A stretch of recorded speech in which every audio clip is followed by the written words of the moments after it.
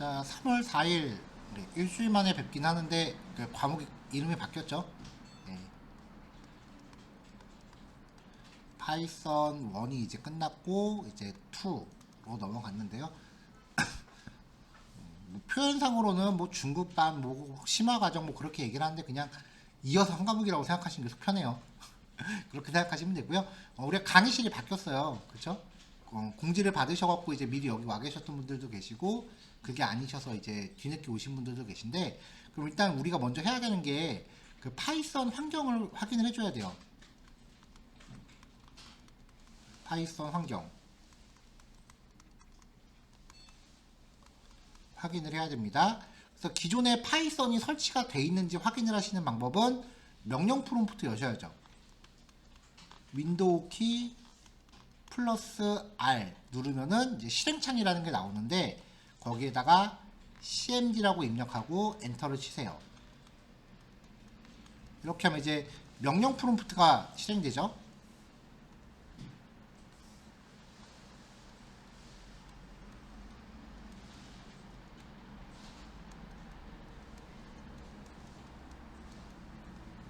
자, 명령 프롬프트가 실행이 되고 나면은 이제 그 다음에 파이썬 한 칸 띄고 빼기 2개 버전이라고 입력해서 그 파이썬이 설치가 돼 있는지를 먼저 확인을 해 주셔야겠죠.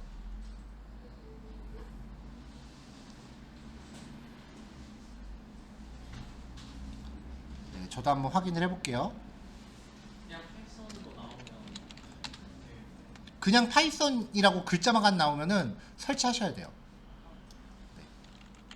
파이썬 빼기 2개 버전하고 엔터 넣었을 때 만약에 지금 저처럼 화면에 파이썬이라고 영어 단어만 있으면은 이건 지금 안 깔려 있는 거예요. 윈도우 10 이후부터 이렇게 나와요. 분명하게 파이썬하고 뒤에 버전 숫자 값까지 같이 나와야 됩니다.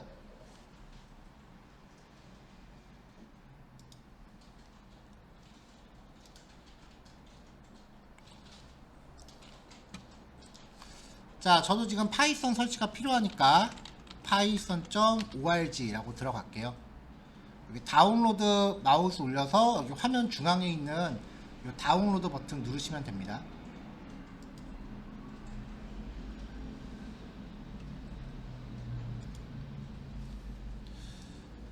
자, 이렇게 했을 때 1. 사용할 수 없는 명령어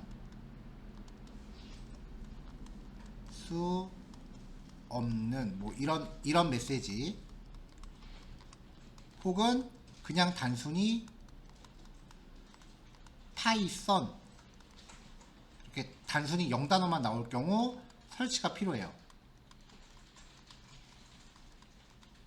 정상적인 경우는 파이썬하고서 버전에 대한 숫자 값까지 같이 나와야 됩니다.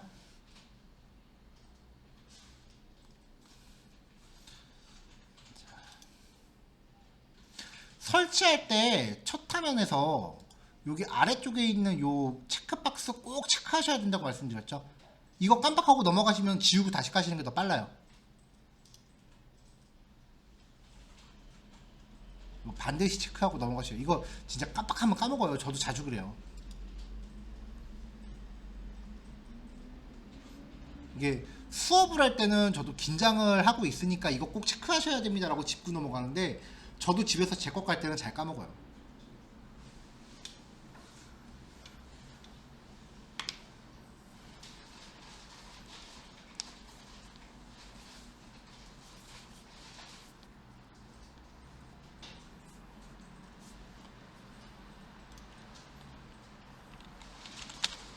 자, 이렇게 해서 설치가 다 완료가 되면 명령 프롬프트 껐다 켜서 다시 버전 확인 명령어 꼭 해보셔야 된다고 했죠. 근데 저도 왜 아직 인식이 안 될까요?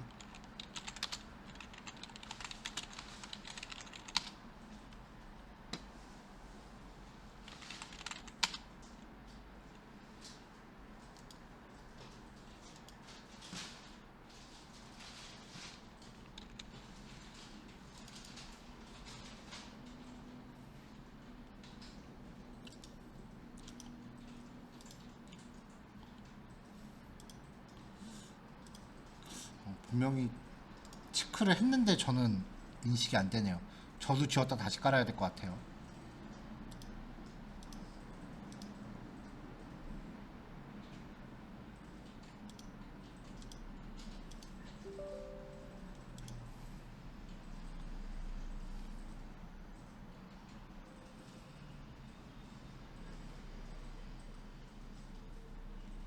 아, 파이썬이 깔리다 말았구나.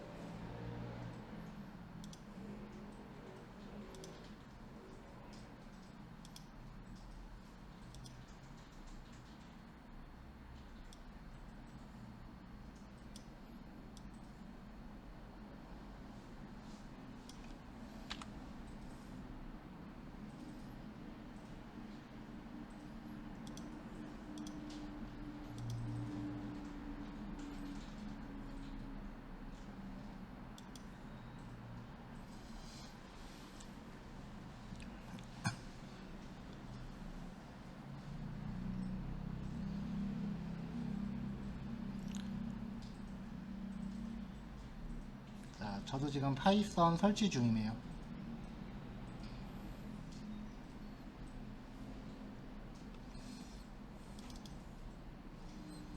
자, 파이썬 설치가 되시면 이제 비주얼 스튜디오 코드도 확인하셔야죠. 아마 깔려있는 컴퓨터가 있으실 수도 있어요.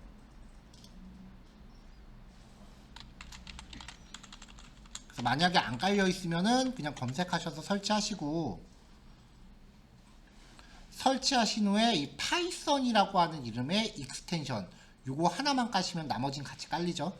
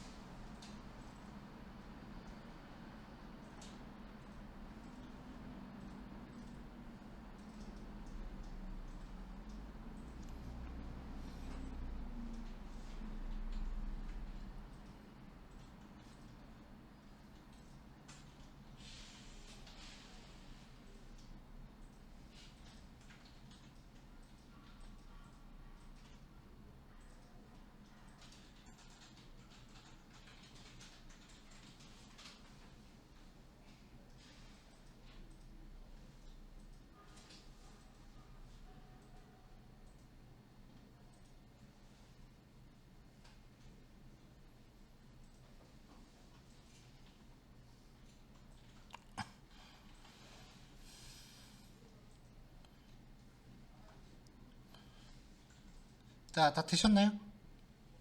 네. 원래 강의실 한번 바뀌면은 이런 일이 좀 비일비재해요.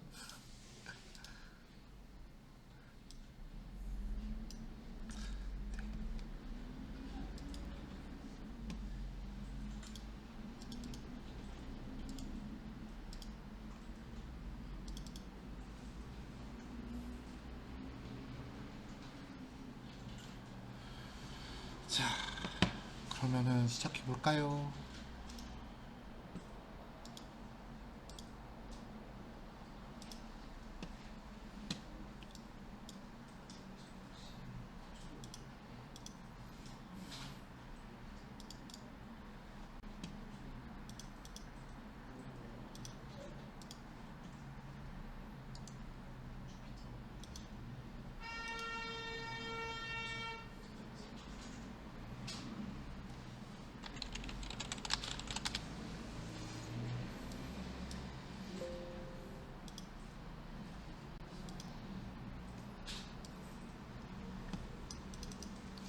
자, 정리가 다 됐으니까 이제 시작해 보도록 하죠.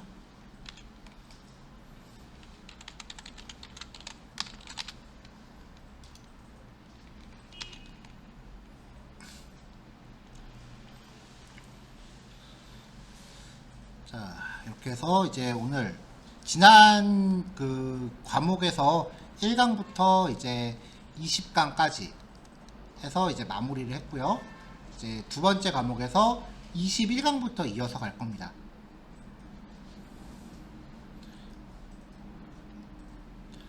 자, 우리가 그 파이썬 1에서 살펴봤었던 과정을 보면은 이제 개발 환경 구성하는 방법, 뭐 필요한 프로그램들 이것저것 설치하는 과정들을 봤는데 이제 그걸 기반으로 해서 오늘 또 다시 한번 설치를 해보셨는데 오랜만에 하니까 가물가물하시죠? 그래서 설치 같은 거는 좀 능숙해지실 필요가 좀 있기는 해요. 자, 그 다음에 이제 파이썬 하면서 봤었던 게요, 변수, 그 다음에 자료형, 그 다음에 함수와 객체의 의미에 대해서 봤었고요.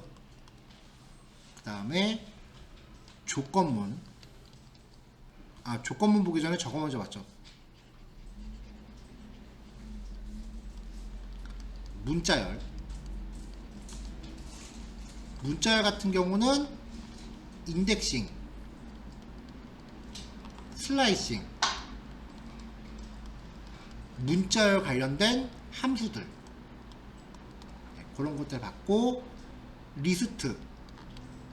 리스트도 같은 내용 봤고요. 그 다음에 튜플이라는 애도 봤었죠. 딕셔너리도 봤어요. 딕셔너리도 관련 함수들 봤고요.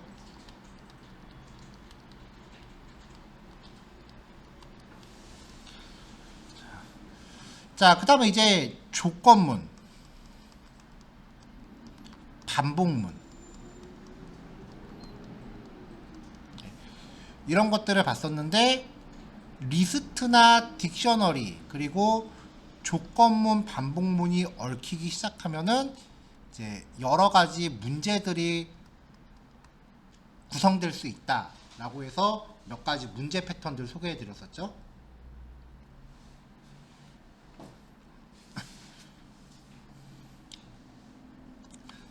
자, 그러고 나서 이제 여태까지는 파이썬에 들어있는 함수들을 쭉 사용하는 위주였다면, 우리가 직접 함수라는 거를 만들어 보는 과정, 함수라고 하는 주제까지 보고 이제 마무리가 됐습니다. 이게 우리가 지난 한 달 동안 같이 살펴봤었던 내용이고요. 오늘은 이제 이 함수라고 봤었던 부분에 이어서 진행을 할 거예요.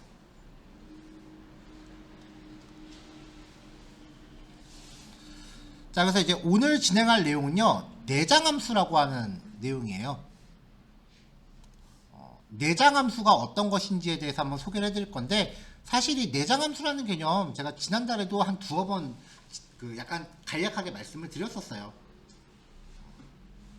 그리고 프린트 함수, 여태까지 우리가 쓰던 프린트 함수의 사용법 말고 몇 가지 또 다른 사용법들이 있어요. 그거 보고 그 다음에 그 여태까지는 좀 몇 개 정해져 있는 함수만 썼다면 이제 앞으로 우리가 활용할 함수들을 범위를 좀 넓힐 겁니다. 값을 제어하는 내장함수, 연속성 자료형 관련 내장함수 이렇게 소개를 해드릴 건데, 단원 보시면 아시겠지만 분량이 그 조금 돼요. 그러니까 이제 1시간 안에 끝내기보단 가급적이면 좀 쪼개서 진행하는 걸로 할 거고요. 한번 들어가 보죠. 이제부터는 파이썬 안에 여태까지는 파이썬이라는 프로그래밍 언어의 원리에 대해서 우리가 알아보는 거기 때문에 이론 설명할 게 많았다면, 이제부터는 파이썬 자체적으로 제공하는 기능을 서서히 활용하기 시작하는 거예요. 그러니까 사실 이론이랄 거는 없고요. 이 함수는 이렇게 쓰는 겁니다 라는 것만 말씀드리면 되는 거기 때문에 대부분의 내용이 이론 페이지보다는 그냥 코드로 직접 설명으로 들어가요. 그러니까 이론이 있을 때는 제가 그 소스를 이제 비주얼 스튜디오로 따로 띄워 놓고 이제 이론 설명 따로, 실습 코드 설명 따로 그렇게 했는데, 여기부터는 아예 실습 코드를 PPT 안에 넣어버렸습니다.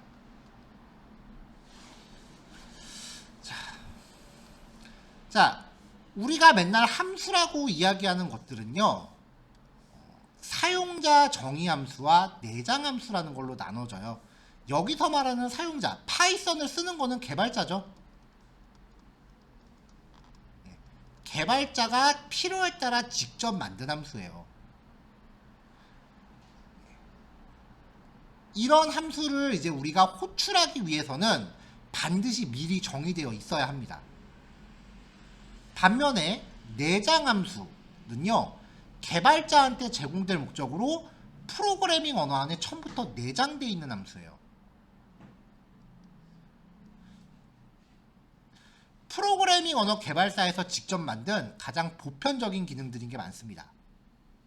그래서 이런 내장 함수가 어떤 것들이 있는지를 확인하기 위해서는 이제 파이썬 공식 매뉴얼을 좀 찾아보시는 게 제일 정확한 방법이긴 한데, 이 사이트 가서 보시면 아시겠지만 사이트 설명이 그렇게 친절하지 않아요. 그러니까 비기너들을 위해서 작성된 내용이라기보다는 다른 프로그래밍 언어를 하다가 파이썬으로 전향하는 사람들을 위한 그런 내용? 그러니까 내용이 좀 많이 딱딱하고 배경 지식이 좀 필요한 상태로 봐야 되기 때문에 대부분 책이나 수업들이 여기 있는 내용을 자기들 나름대로 좀 선별해서 각색해서 이제 내는, 보통 그렇게 이제 진행이 돼요. 그게 컴퓨터 프로그래밍 언어 책을 사면 어떤 책을 사건 목차가 다 비슷비슷한 이유예요. 자, 우리가 이런 내용 안에서 그 내장 함수라는 거를 앞단원에서 좀 몇 개를 봤었죠, 미리. 그래서 앞에서 봤었던 내장 함수들을, 사실 이 자료 제가 오늘 아침 5시까지 만든 거거든요. 그래서 앞에 한 달치 자료를 뒤적뒤적해서 여태까지 무슨 내용을 했더라 하고 해서 좀 찾아봤어요. 자, 먼저 프린트. 파라미터로는 출력할 내용을 전달하고 리턴 값은 따로 없어요. 그러면 파라미터로 전달된 내용을 화면에 출력하는 역할을 했었고요. 타입. 파라미터로 변수를 줍니다. 뭐 A는 1.7 이렇게 하고서 타입 하고서 A를 주면은 이 파라미터로 전달된 이 변수의 데이터 타입 이름을 반환했어요.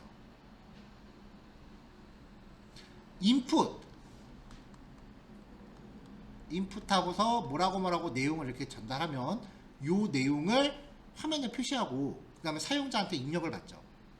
그래서 사용자가 입력한 내용을 리턴합니다. len, 얘는 파라미터로 연속성 자료형 아무거나 주시면 돼요.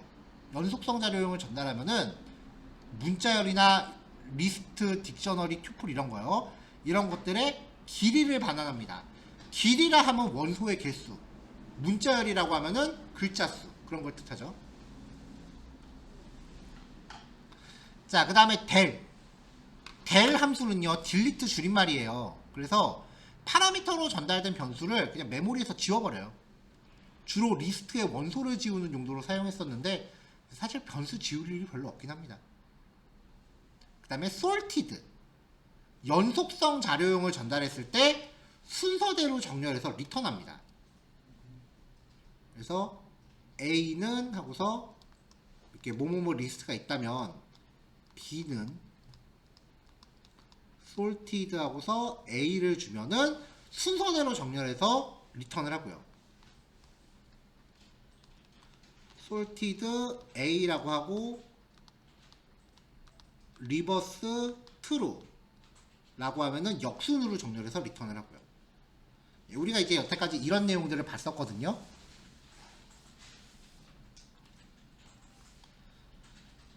이제 요것들 이외에 앞으로 좀 더 사용 빈도가 높을 것 같은 함수들을 소개를 할게요.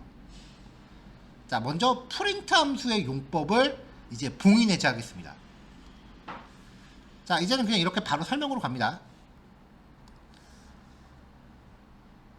자, 우리가 여태까지 프린트 함수 사용했었던 거는 요거였죠. 그냥 기본형이에요. 파라미터로 전달된 거 그대로 출력을 했죠.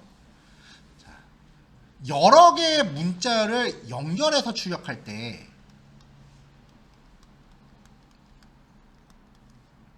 문자열끼리 더하면은 문자열을 연결한다 그랬죠. 그래서 life is short를 연결해서 출력하고 싶을 때는 사이사이 이렇게 더하기를 넣어주면 연결된 결과를 출력할 거 아니에요. 근데 프린트 함수 안에서는 그냥 띄어쓰기로 구별하시면 얘네들을 하나로 묶어서 출력해요. 자, 또 하나, 여러 개의 변수를 쉼표로 구별해서 프린트 함수에 넣으면 개수 제한 없습니다. 그러면 요 사이사이에 띄어쓰기를 넣어서 하나로 묶어서 출력해요. 개인적으로 요걸 좀 많이 써요. 여러 개를 한 번에 출력할 때.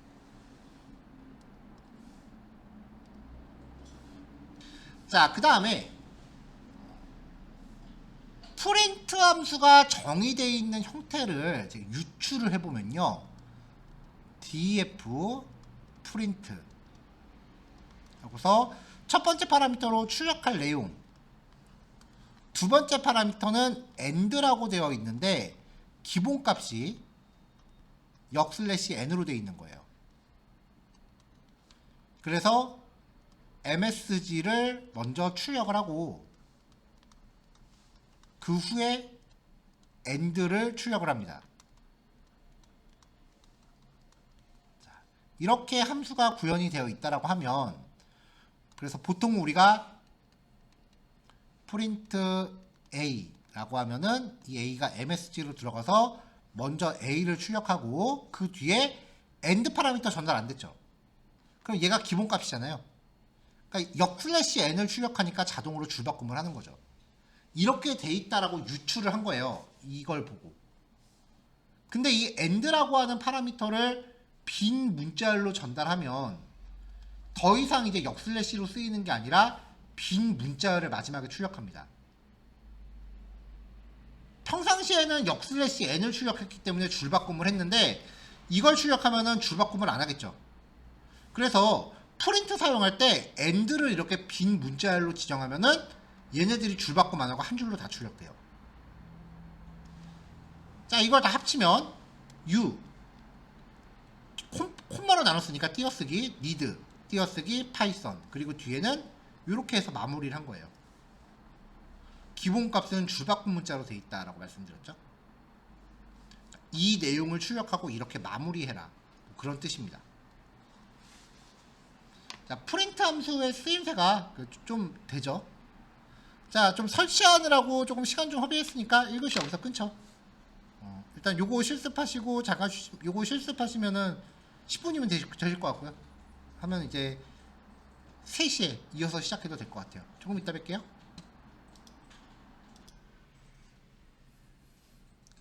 자, 넘어갈게요. 자, 요번에는 이제 어떤 변수 값을 제어하기 위한 내장 함수예요. 주로 그 연산 기능에 이제 치중이 되어 있어요. 어떤 종류인지 볼게요. 함수에서 중요한 거는 이제 함수가 있으면 우리가 파라미터라고 하죠. 즉 인풋이 무엇이고 그 다음에 리턴이라고 하죠. 아웃풋이 무엇이냐, 그리고 이 함수의 기능은 무엇이냐, 요것만 판단하시면 돼요. 그러니까 내장 함수를 본격적으로 다루기 시작하면은 그때부터는 내용이 단순 암기 과목으로 바뀌어요.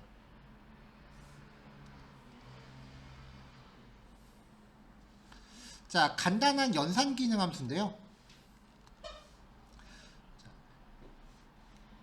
절대값 구하기입니다. 앱솔루트 줄여서 ABS라고 해요. 절대값은 그 파라미터가 플러스건 마이너스건 무조건 플러스 값을 반환하는 걸 뜻하죠.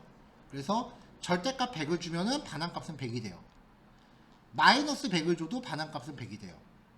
12.34 마이너스 12.345를 주면은 12.345가 되겠죠. 간단하죠. 자, 제가 개인적으로 되게 좋아하는 기능 중에 하나인데요. div.mod 7 슬래시 2개 3이라고 하면 얘는 정수 부분의 목만 구하니까 결과가 2입니다. 7% 3이라고 하면 얘는 나머지를 구하니까 결과가 1입니다. 요 두 개를 튜플로 묶어서 리턴해요.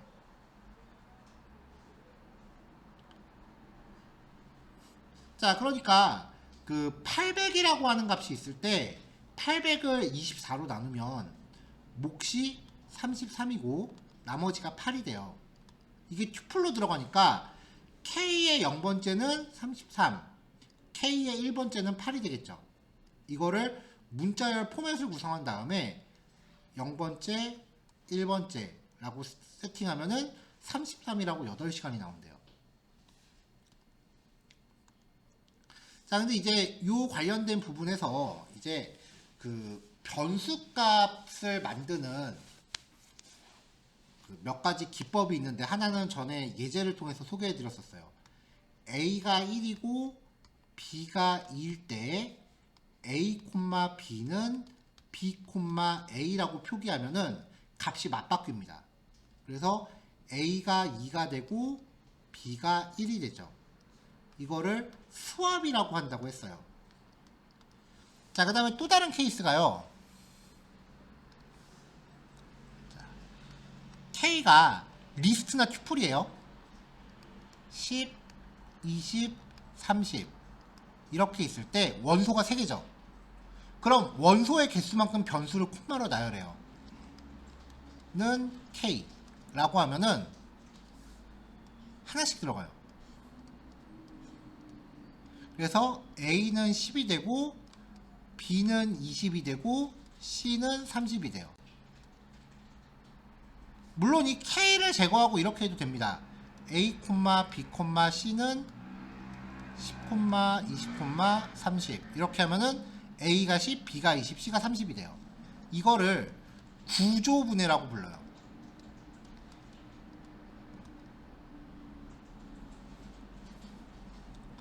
자, 그래서 요 관련된 내용 전에 함수 단원에서 한번 소개해 드렸었는데, df 테스트라고 하는 함수가 있다고 치자고요.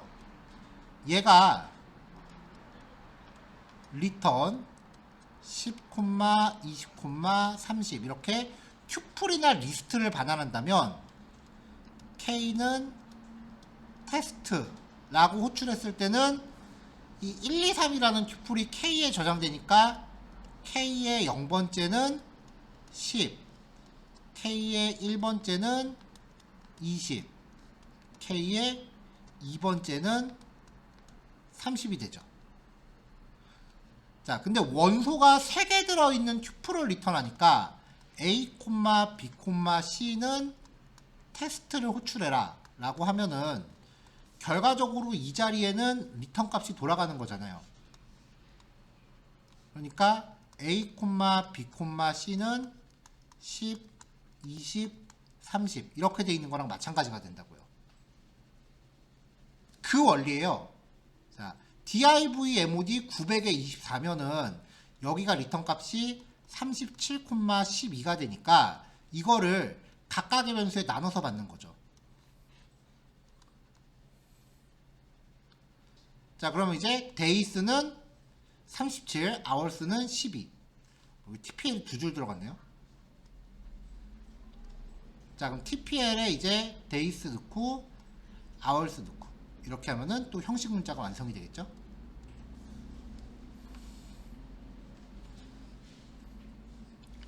자, 이번에는 이제 간단한 그 집계 기능입니다. 리스트가 있을 때 next라고 하는 함수한테 리스트를 주면은 최대값을 뽑아서 반환을 해요. min이라고 하는 함수한테 리스트를 주면은 최소값을 뽑아서 반환을 하고요. sum은 합계를 냅니다. 근데 평균을 구하는 기능은 없어요. 대체로 평균은 합계를 개수로 나누면 되기 때문에 총합을 리스트의 길이로 나누시면은 평균은 어렵지 않게 구할 수 있습니다. 자, 어떤 함수는 예전에 앞에서 소개해드렸던 것도 있을 거예요. 자, 요번에 이제 연속성 자료형 관련 함수입니다. 자, 지금 하는 거는 내장 함수예요. 그러니까 이제 객체가 갖고 있는 메서드는 아니에요, 아직은.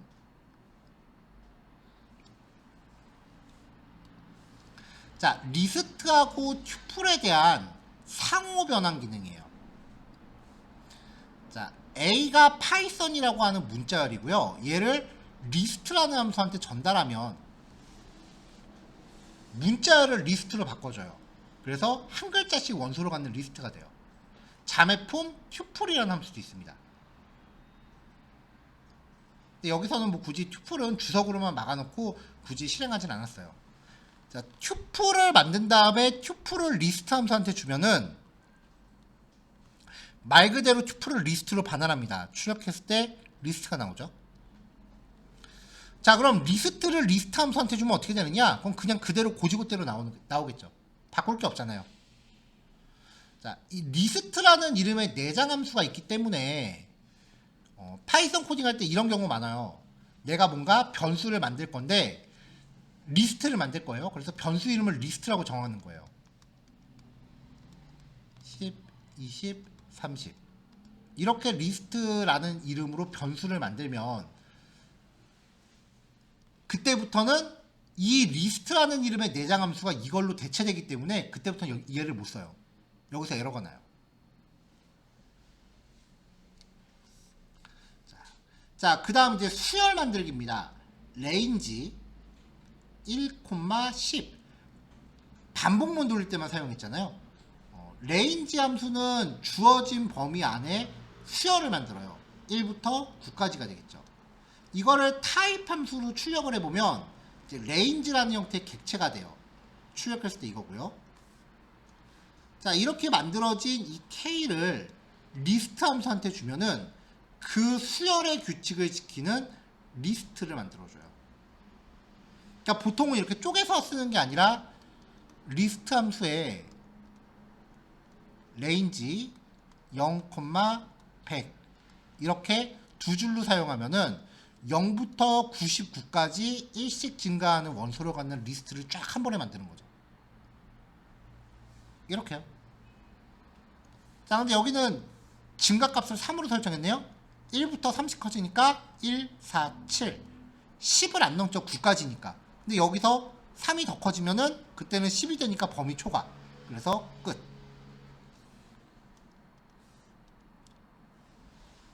자, 요 함수도 앞에서 한번 나왔었던 건데요. sorted 아까 그 정리표에도 있었죠. 자, 리스트를 원소로 줬을 때 이 리스트의 원소를 순서대로 정렬합니다. 그래서 그 결과를 리턴해줘요. 자, 특이사항은 원본은 바뀌지 않는다는 거예요.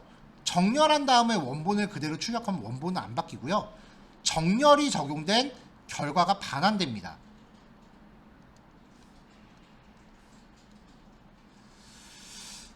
자, 이렇게 해서 이제 주요한 내장 함수들 몇 개 정리해 봤어요. 몇 가지는 이제 새로 보시는 것도 있었고, 어떤 거는 이전의 내용에서 한번 나왔던 것들도 있을 겁니다.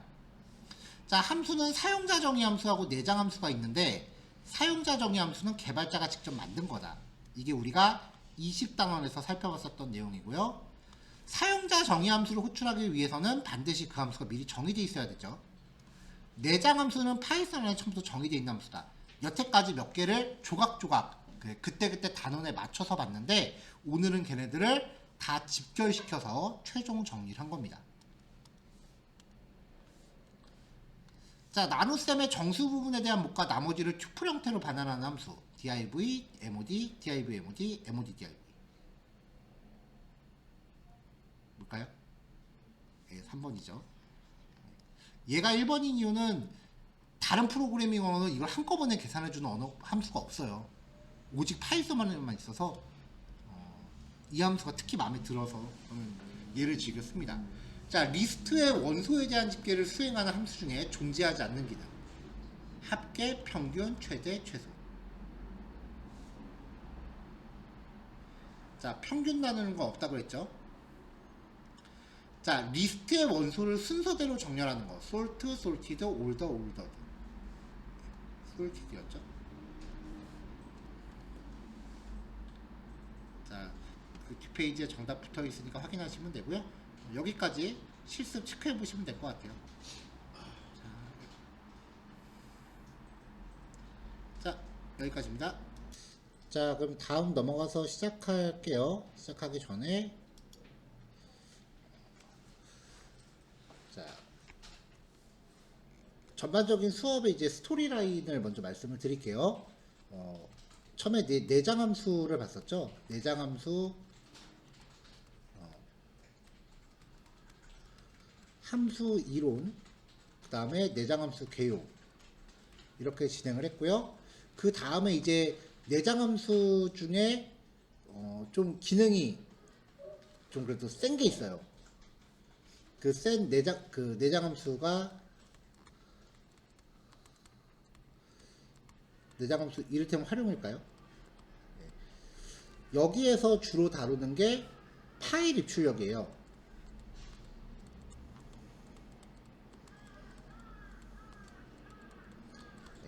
파일 입출력이라고 하는 거는 이제 프로그램이 갖고 있는 변수를 파일에다가 저장하고 파일에 저장되어 있는 내용을 읽어오는 거예요. 일단 여기에서 일단락을 짓고 그 다음에 객체 지향이라고 하는 거에 들어가요. 객체 지향 이론이 들어가고요. 그 다음에 이제 모듈이라는 것에 대한 이론이 들어가요. 그러면 그 다음에 이제 또 객체 지향이 발전돼서 모듈이라는 개념이 된 거예요. 그럼 이제 모듈 활용이 되겠죠.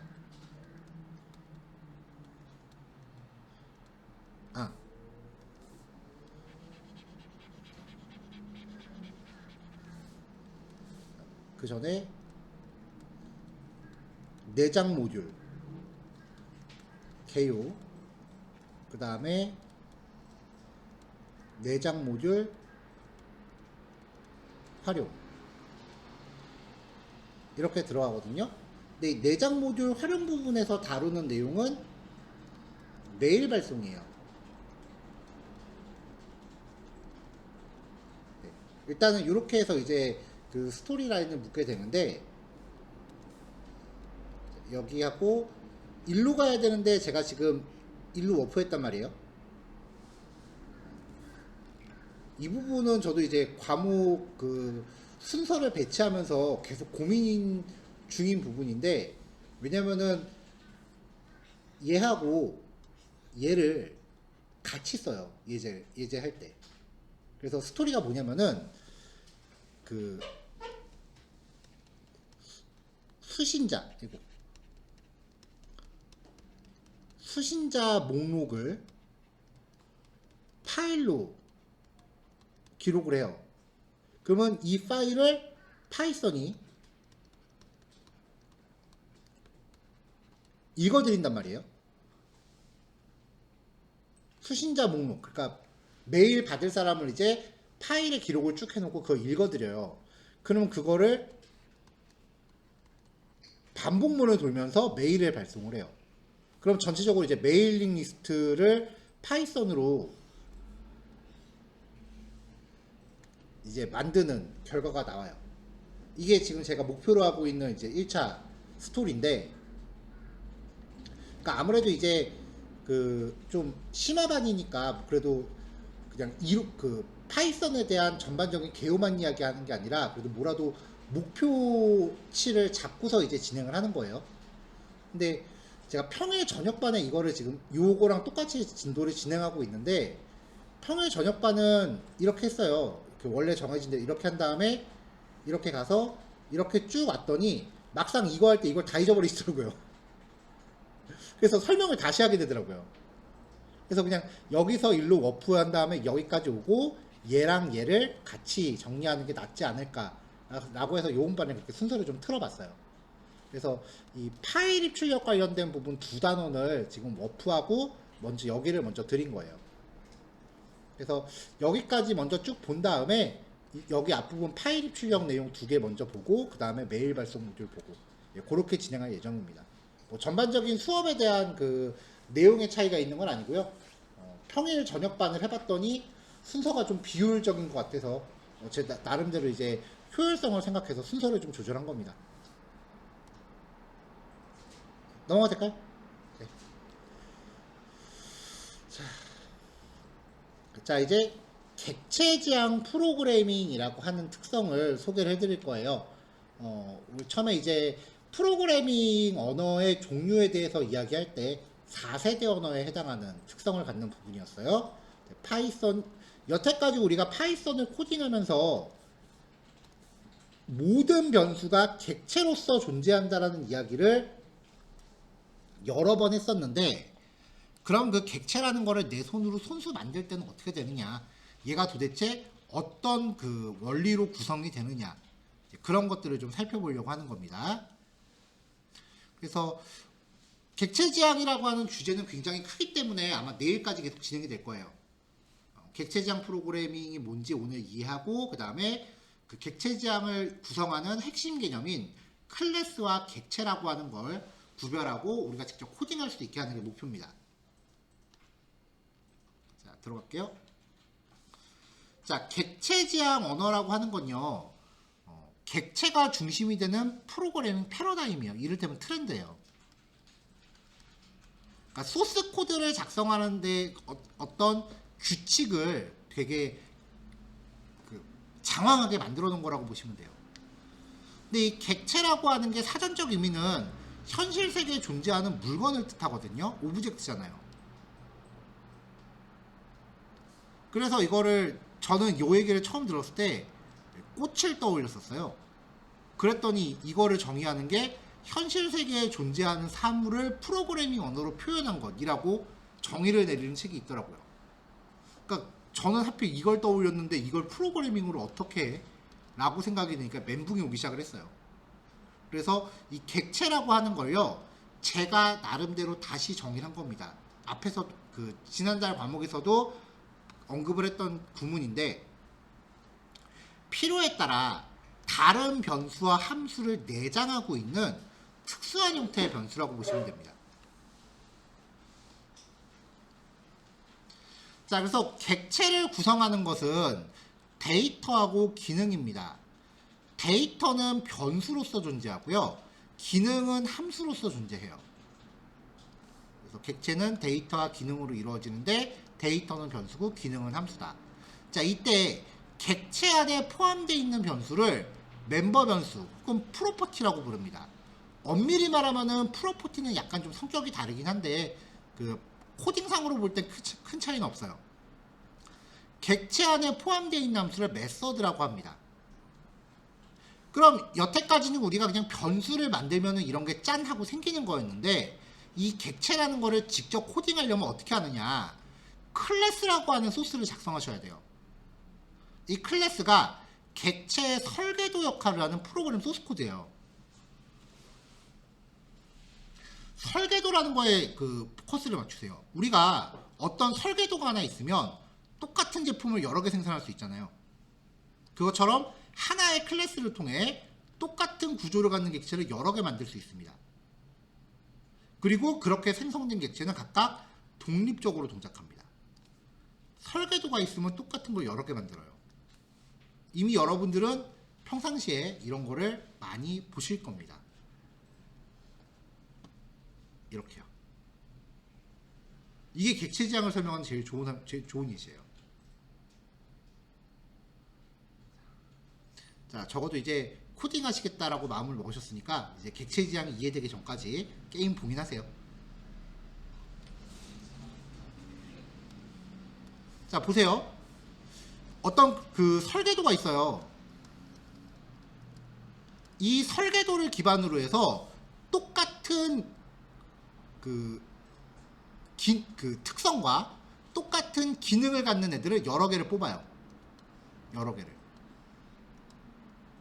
특성이라고 하면은 체력, HP, 그 다음에 이동할 때 쓰이는 스피드, 그 다음에 공격력, DPS라고 해서요. 데미지 퍼 세컨드라고 합니다.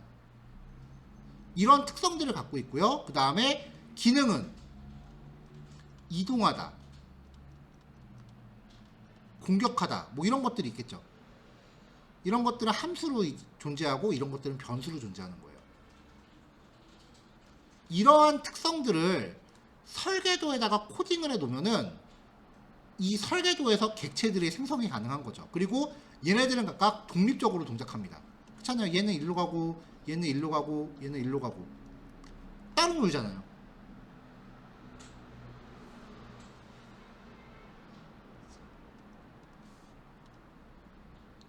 자, 그럼 이제 클래스하고 객체라는 걸 직접 코드로 보죠. 자, 파이썬에서 클래스를 만들기 위해서는요, 클래스는 변수하고 함수를 그룹화하는 블록이라고 보시면 돼요.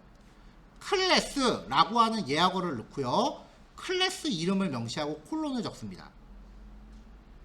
그 다음에 이 안에 포함하고 싶은 멤버 변수들을 넣으세요. 멤버 변수들이에요.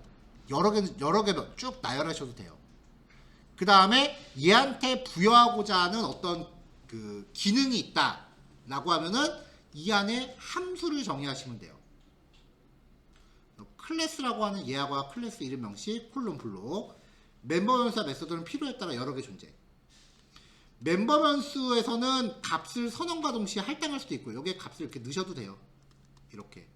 아니면은 나중에 객체를 통해 간접적으로 할당할 수도 있어요. 이따 뒤에서 나올 거고요. 클래스에 속하는 모든 메서드는 첫 번째 파라미터로 무조건 셀프라는 값을 명시해야 됩니다. 이게 좀 특이해요. 셀프라는 거를 무조건 적어야 돼요.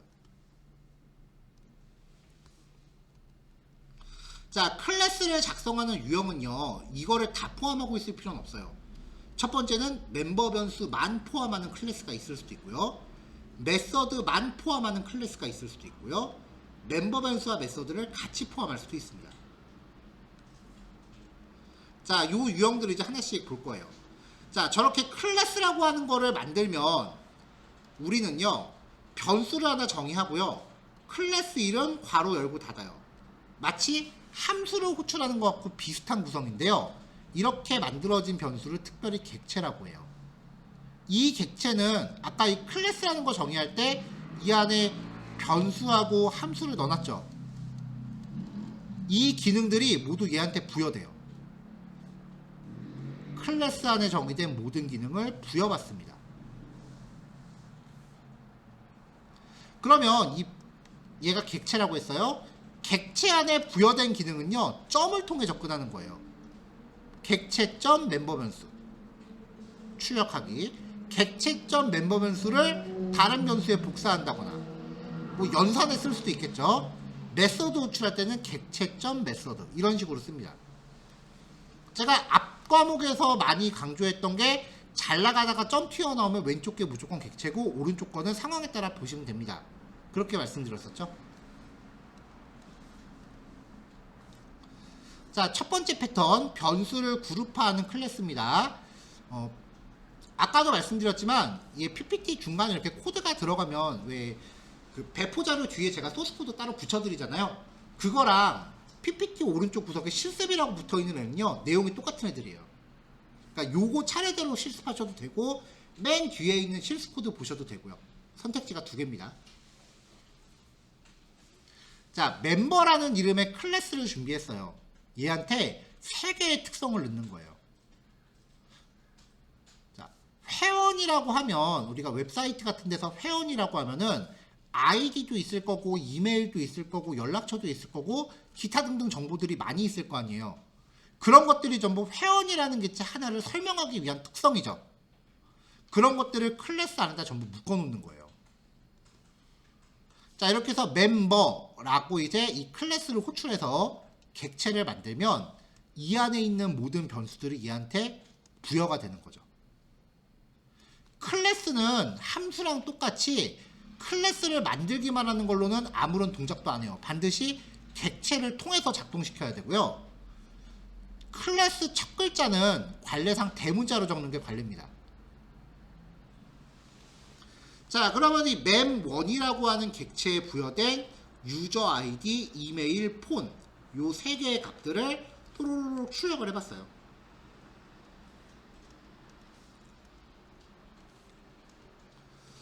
자, 값을 바꿀 수도 있습니다. 단순 변수기 때문에 원하면 다른 값을 집어넣으실 수도 있어요. mem1.userId의 life, life@naver.com, 또 다른 전화번호, 이렇게 저장되어 있는 값들을 다른 걸로 바꿀 수도 있어요. 객체라고 하는 그릇에 담아놨을 뿐이지 우리가 평상시에 쓰는 변수라는 거는 변함이 없습니다. 이렇게 해서 출력을 했고요.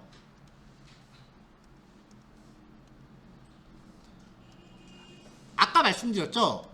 클래스를 하나 만들면 똑같은 구조를 갖는 여러 개를 생산할 수 있다. 이거 이제 클래스를 재사용하는 거죠. 멤버를 만들어 놓고 이 멤버에서 파생되는 객체를 만든 거예요.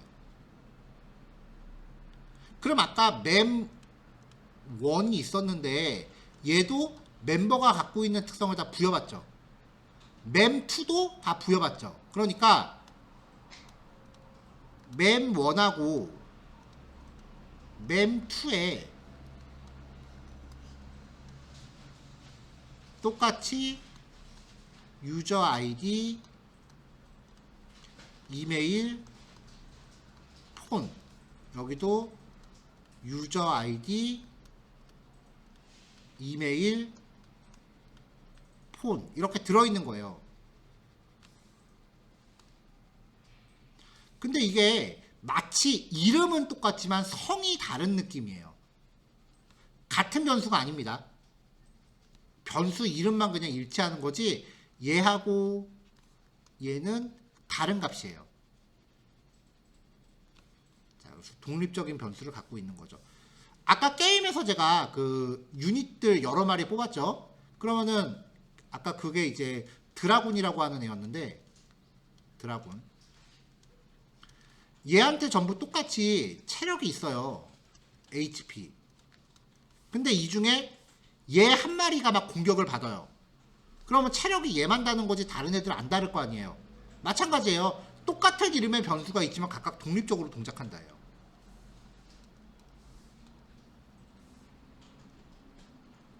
자, 이번엔 메서드입니다. 클래스의 메서드 넣기. 자, 아까 말씀드렸다시피 클래스에 포함되는 모든 메서드의 첫 번째 파라미터로 셀프를 정의하도록 규정하고 있습니다. 그래서 첫 번째 파라미터에 무조건 셀프를 줘야 돼요. 쓰건 안 쓰건 무조건 줘야 돼요.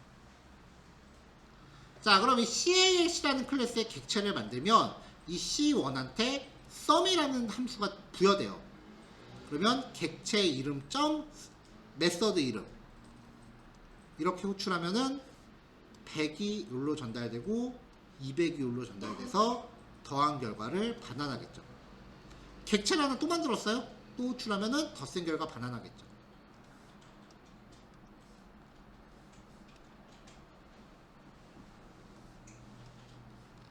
자, 그럼 도대체 이 셀프라는 거는 뭐냐? 객체가 자기 자신을 가리키는 거예요. 예를 들어서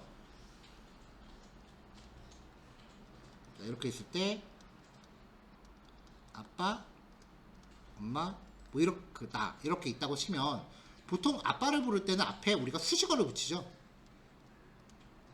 엄마를 부를 때도 이런 수식어를 많이 붙이죠. 셀프는 그런 느낌이에요. 같은 클래스 안에 있는 함수들끼리 서로 호출할 때, 원래 메서드는 객체점 함수 이렇게 접근해야 되잖아요. 근데 같은 클래스 안에 있기에는 있는 애들끼리는 객체를 통해 접근하지 않고 이 셀프를 통해서 접근한다는 거예요. 그러니까 셀프라는 거는 같은 클래스 안에 있는 다른 자원을 접근할 때 명시하는 일종의 수식어입니다.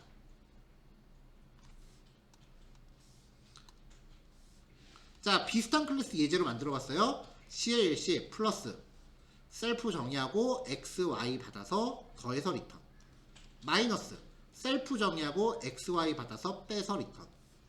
자, 그 다음에 올 셀프 정의하고 XY를 받는데 X를 셀프점 플러스한테 줘요. 얘한테 준 거죠. 그럼 더 센 결과를 반환받아요. 이게 A.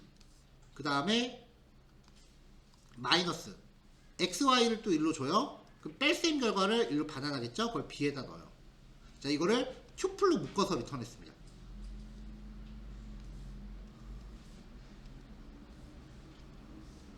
자, CALC라고 객체 만들어서 마이 만들면, 자, 마이점 플러스 하면은 10하고 20을 전달해서 더한 값을 반환하니까 여기 덧셈 결과 출력될 거고, 마이너스 100과 50을 보내서 뺀 결과를 리턴할 거예요. 뭐 여기에 나와 있진 않은데 K는 마이점 올이라고 해서 100과 50을 전달하면 얘는 안에서 두 개 더한 값 100 더하기 50을 A에다 넣고요, 100 빼기 50을 B에다 넣어서 튜플로 묶어서 리턴했어요. 그럼 K의 0번째랑 K의 1번째 이렇게 가능한데, 이런 것도 있지만 마이점 올이라고 호출할 때 애시당초 A, B는 마이점 올이라고 해서 100과 50을 주면 얘가 리턴을 튜플로 하니까 첫 번째 값은 A에 두 번째 값은 B에 이렇게 나눠서 저장될 수 있다 라고 했었죠. 혹시 좀 빠른가요? 괜찮으시죠? 네. 이렇게 해서 여기까지 내용 체크해 보시면 되겠습니다.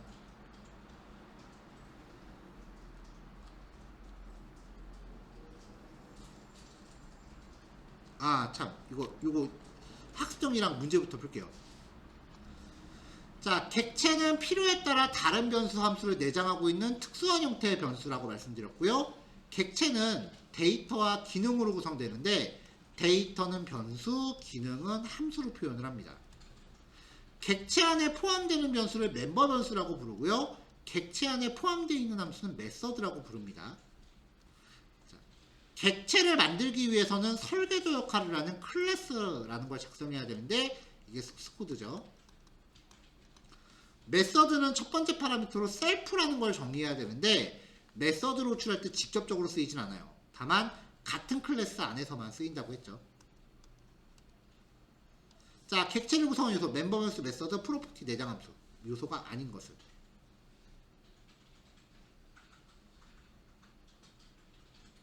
자, 객체를 구성하는 거는 변수와 함수라고 한다 그랬죠.